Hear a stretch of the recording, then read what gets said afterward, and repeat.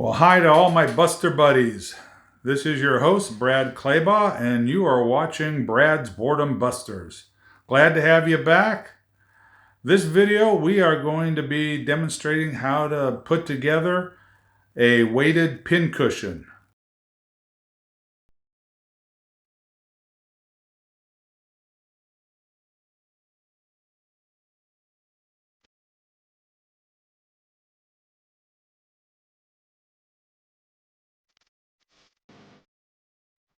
You can make out of one pattern, you can either make the owl or a penguin.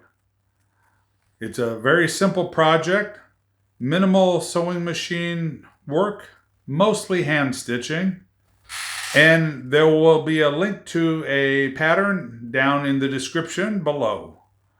If you like this video, please give it a thumbs up. Please subscribe and tell your friends. All right, all you groovy cats, stay with me to the end of the video and I'll tell you what our next project is going to be. All right, so let's get on with the project because it's going to be really groovy. So this is the pattern that you can download. It has the 4 pieces that you can cut out. Use those as your pattern. At the top is a materials list of all the items you'll need to complete this project. And down at the bottom is a step-by-step instruction of how to assemble the pincushions. So the materials that you will need to complete this project are 2 different color fabrics, a dark and a light. The light color fabric is for the chest of the owl or penguin, and the dark color fabric is for the rest of the body, the sides and the back. Then you will also need 2 buttons for eyes for the owl, or 2 little beads for the eyes of the penguin. You will also need corrugated cardboard. You will cut that out, and that goes in the base of the pincushion. Any corrugated cardboard will do. You can recycle old file boxes or the top of a clean pizza box.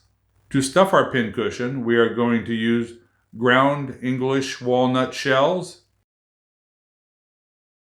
You can get this ground English walnut shell from the pet store. It's used as bedding for reptiles or lizards. Now, aside from the materials that you need to build the pincushion, there are a few additional supplies that you'll need just to help assemble it. A funnel to put the ground walnut shells into the body, and then a small cup to hold the body in place while you fill it. That's also helpful. You'll see that as I assemble it. You'll need scissors to cut out the pattern and to cut out your fabric. And one other item that I didn't put on the materials list on the pattern, it's optional to use, but it's some batting that I had left over from quilts. I put it at the very top of the pincushion just to help keep some of the fine ground walnut shells from coming out in the future through the holes created by the pins in the fabric. And then I also cut another small circle to go in the bottom when you gather up the body fabric.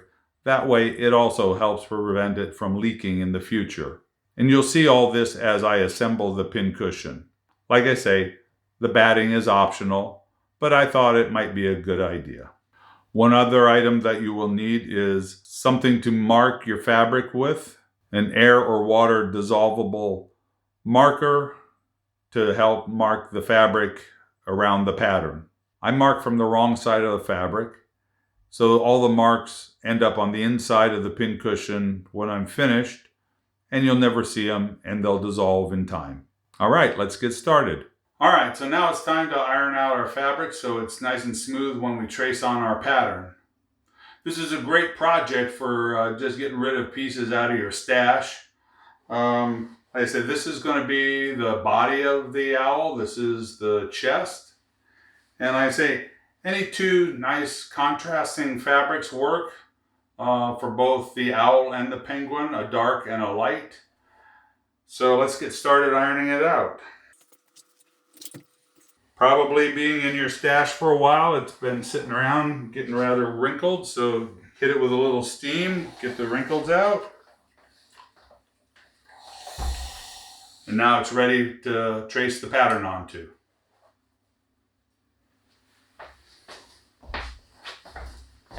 Make sure when you're cutting paper you don't use your good fabric scissors. I have a separate pair of scissors that I use for paper and other things that would dull my good fabric scissors.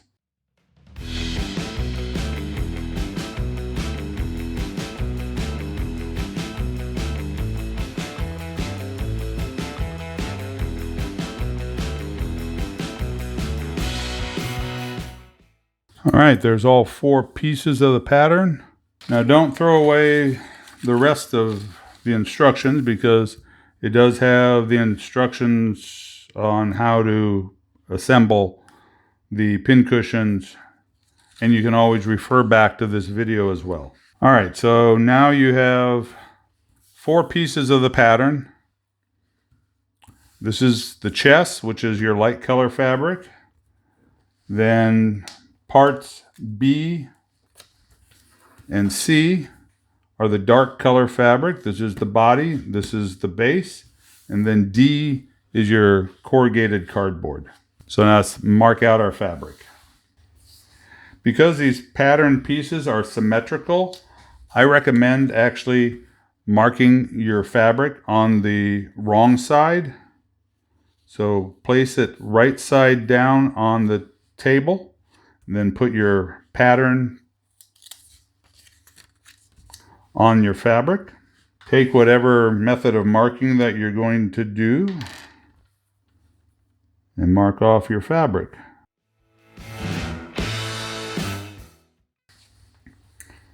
Now for the body.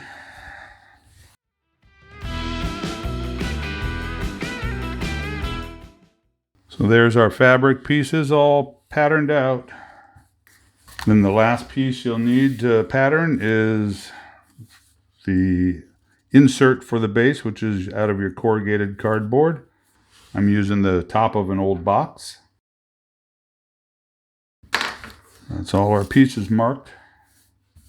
So you can put your pattern pieces aside, save those for a future project, maybe put them in an envelope, mark on it what it is, stick them in one of your file drawers for the future. All right, so now let's cut out these pieces. We'll cut out our cardboard. Now with your good fabric scissors, cut out your pieces of fabric.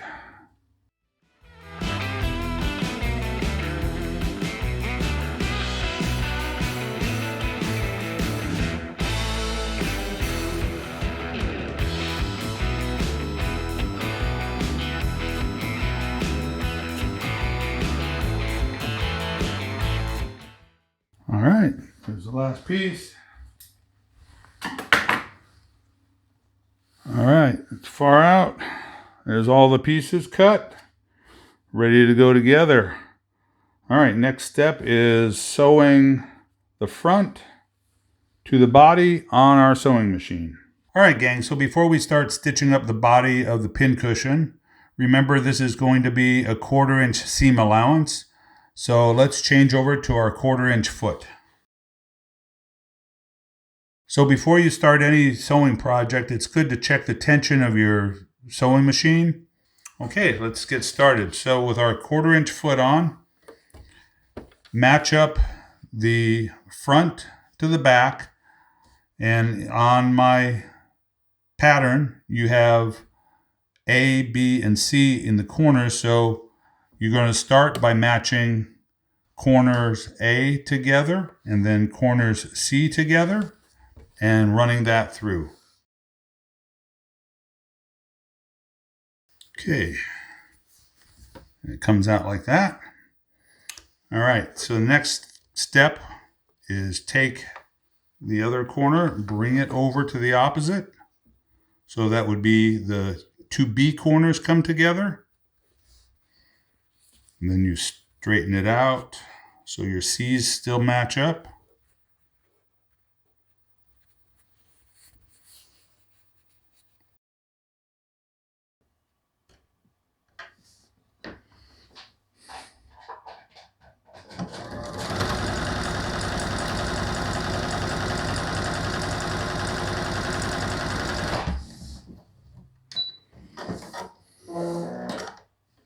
Okay, so then your finish should look like this.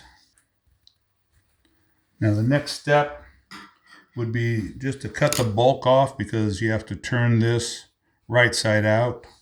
Because I don't know if I mentioned that when we stitch this, we're putting right sides together. And so right now the body is inside out. So before we turn it around, cut the excess off the top here, just below the stitch. And now we flip it out.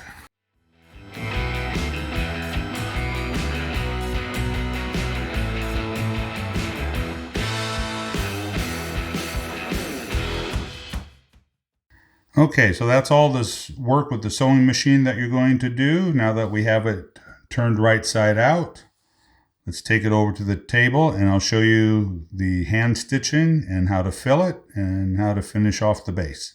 All right, so far you've done a far out job putting everything together to this point.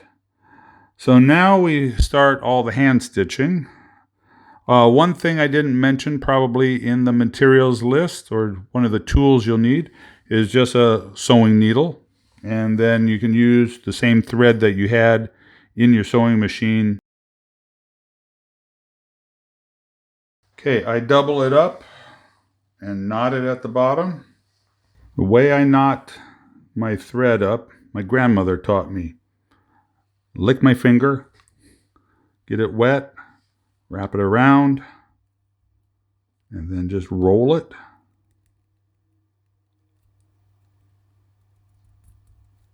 And then pull that, and that gives you a decent knot. So the first thing you do at this point is turn down the point to create the beak.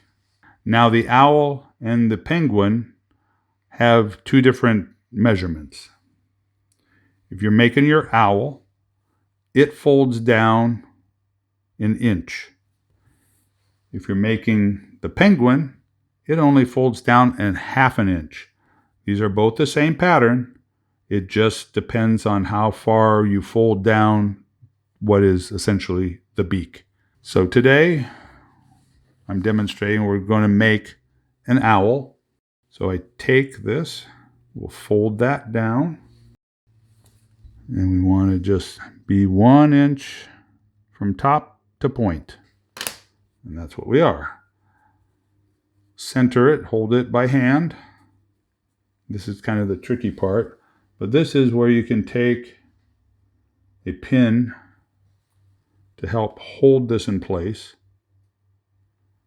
Run that through the top just to keep it where you want it, like that. Then take and get up inside the body and run a stitch right through the base and right through the point, just like that. Yep. And then pull that all through. And then just go in and out. About 3 times is enough to secure it well.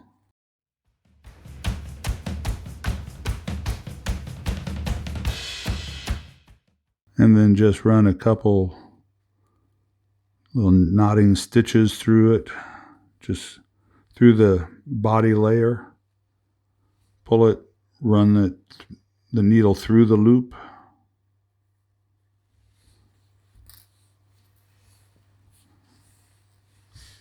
And pull that. All right, so that knots that. And you can just cut that tail a little long so it doesn't undo itself, and that's going to be inside. Pull the pin out now. So there you are. So that's stitched on there. And so now the next step is filling the body.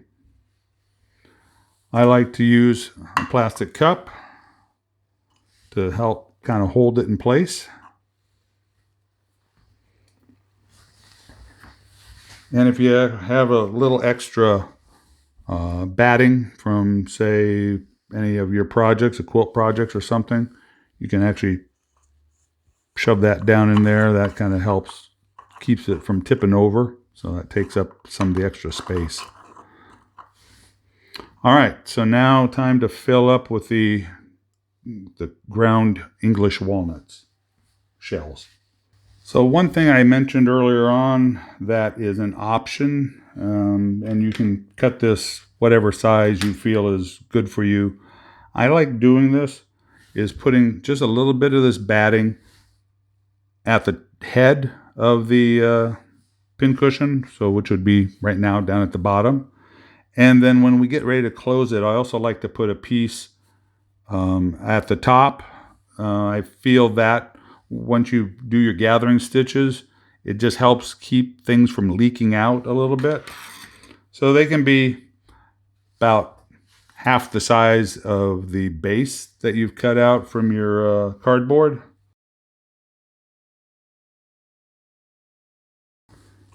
Kind of in the top, but facing in the back, because your pins are going to go more in the back of the pin cushion, and so this is going to help keep also the ground walnut shells from maybe leaking out of the holes that the pins create.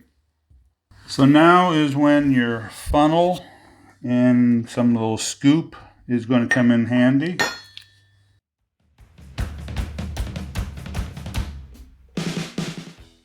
You want to fill it up to about 3/4 of an inch away from the top edge, because the next step will be doing a gathering stitch and then folding that all back over it onto the walnut shells. And so you don't want it too full where it won't close completely. I like to put a piece of the batting in the bottom just to help kind of give it an extra seal, preventing things from leaking out. Okay, so this will be a simple gathering stitch. Leave it in the cup, makes it a little easier to manipulate. I usually start in the back, go in about 1/4 inch down from the edge, but go in from the inside, so then your knot is on the inside. And just, they don't have to be very tight stitches. Just loop it around, in and out. When you get far enough that you're comfortable with, and just pull that through.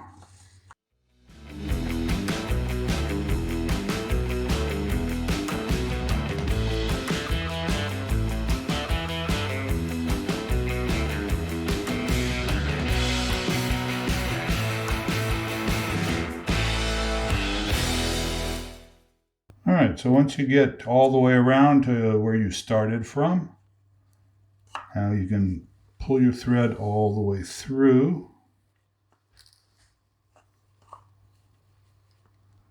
And then if you decided to put the little piece of batting in, hold that with your finger. Then you can pull on your thread. And that kind of pulls everything together. All right, now we can take it out of the cup and work on the rest of it. Okay, so now you got that. Just kind of squeeze and pull. Snug everything up. Push that batten and the walnut shells down into the body. Squeeze that nice and tight. All right, so now what you do is just kind of crisscross back and forth to help pull this tight. So you start there, you kind of go through and gather a couple of these together.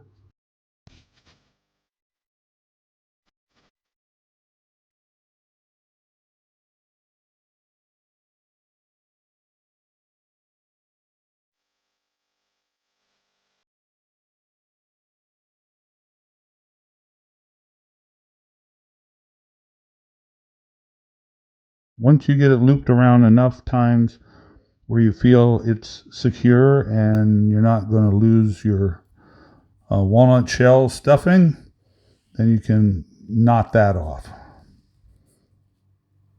In a similar fashion that you did for the beak, just run a couple stitches in and around and then loop it.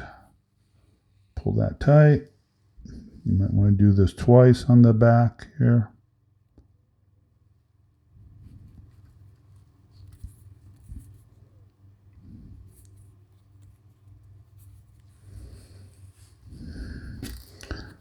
The nice thing is this is not going to show, so it doesn't have to be incredibly neat, just good and secure. And you might see there's a little bit of the batting showing there, which means I actually had this a little overstuffed and couldn't pull it tight, so that's another good reason to have it. You can poke some of your loose ends in. There we go. Okay, so there's the body of our owl. You can squish that around to get it to fill up at the points here. And kind of get them to sit flat. There we go. Okay. So that's that part. So he's done. All right. So the next thing will be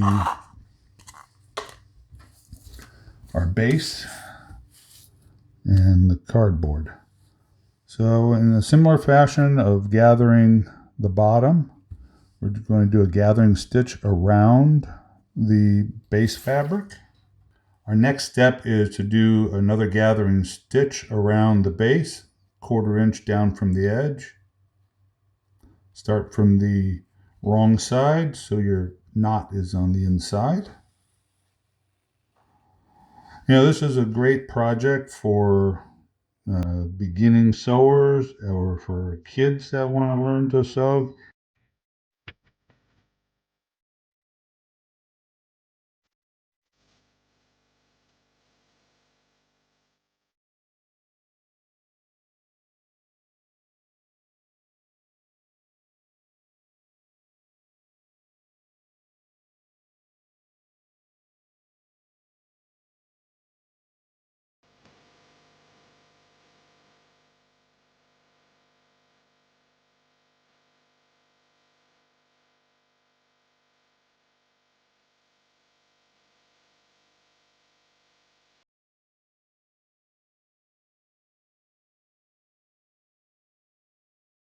Now that you've finished your gathering stitches to create the base, knot that off as I've shown you before, and then set it aside and get a new length of thread prepared. Get a knot on the bottom of that.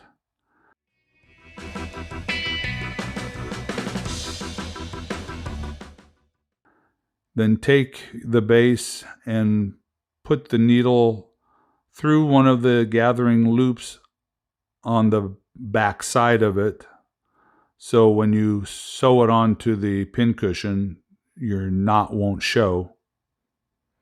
Center that on the bottom of the pincushion and then do little running stitches, weaving back and forth between the base and the body of the pincushion. I like to start in the back and then work my way all the way around and then knot that off in the back underneath as much as you can and cut your thread short so it won't show. And then that's the finish of the base to the body of the pincushion. Next thing to do are the eyes.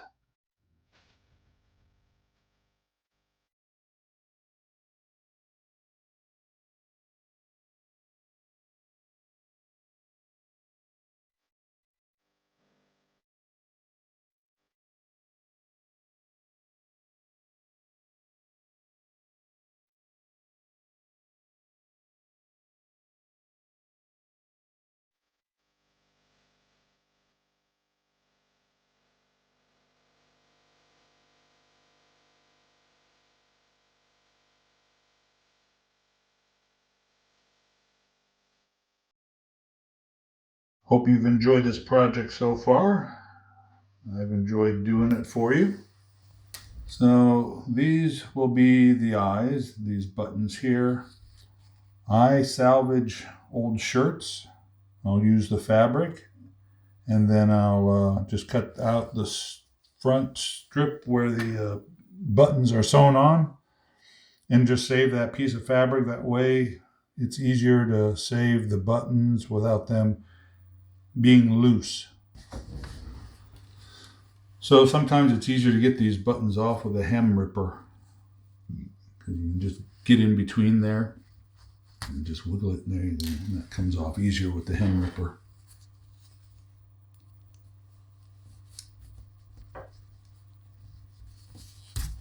There you go. 2 buttons. So where I like to place my eyes are on the seam of between the chest and the side. So take your thread, start it up here at the top, go through here like that, and come out really shallow like that.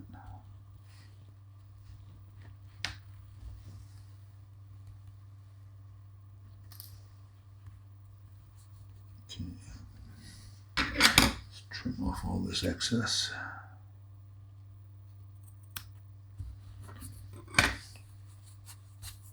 Okay.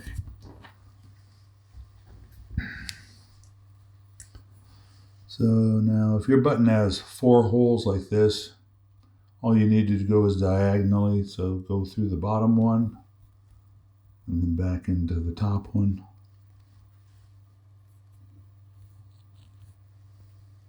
Pull that, and then go back where you started and come out.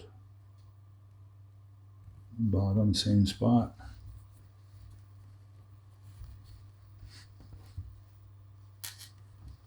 And then you can go in the bottom.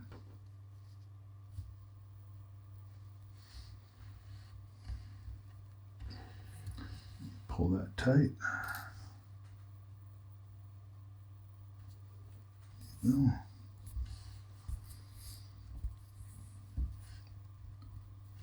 Then in the top.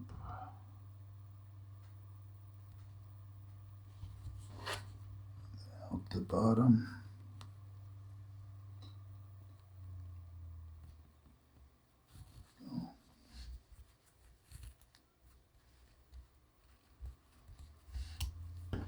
Okay, pull that tight. Okay, now kind of like if you were sewing a regular button, I like to go around a couple times. Then toward the top, come in, just a shallow stitch in and out so you can knot it behind the button.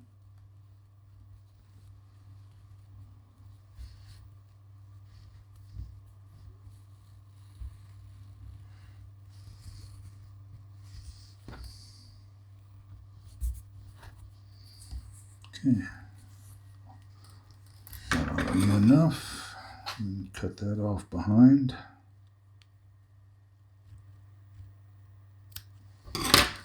There's one. All right, let's repeat that for the other side.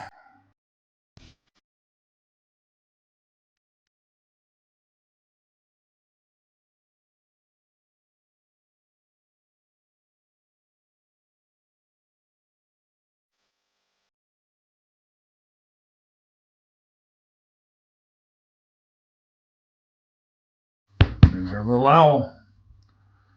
That one's done.